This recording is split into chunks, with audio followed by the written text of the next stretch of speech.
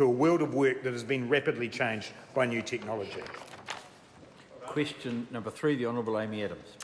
My question is to the Minister of Finance. Does he stand by all his statements and actions? The Honourable Grant Robertson. Mr Speaker, yes, in the context in which they were made and undertaken.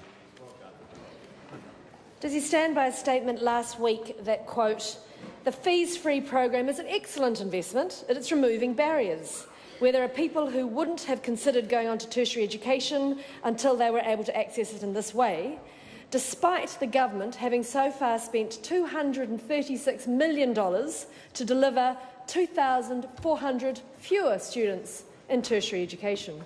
Mr Speaker, in answer to the first part of the question, yes.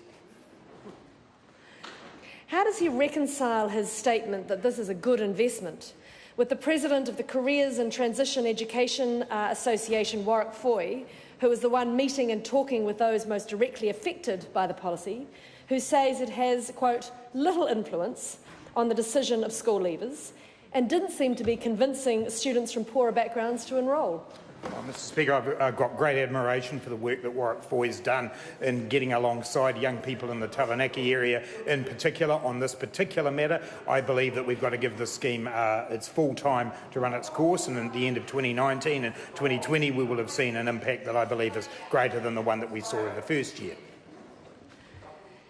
How can he justify this $2.8 billion policy as good value for taxpayers when Otahuhu College principal Neil Watson has described the policy as being a large amount of money spread over students who are probably going to go to university anyhow, and universities and polytechs are reporting that they're not seeing any change in enrolment patterns? Mr Speaker, I believe that this policy is one that is dedicated to sending the message to New Zealanders that in the future of work, everybody needs to keep training and retraining. We don't care what background someone's from. We want them all to achieve to their potential.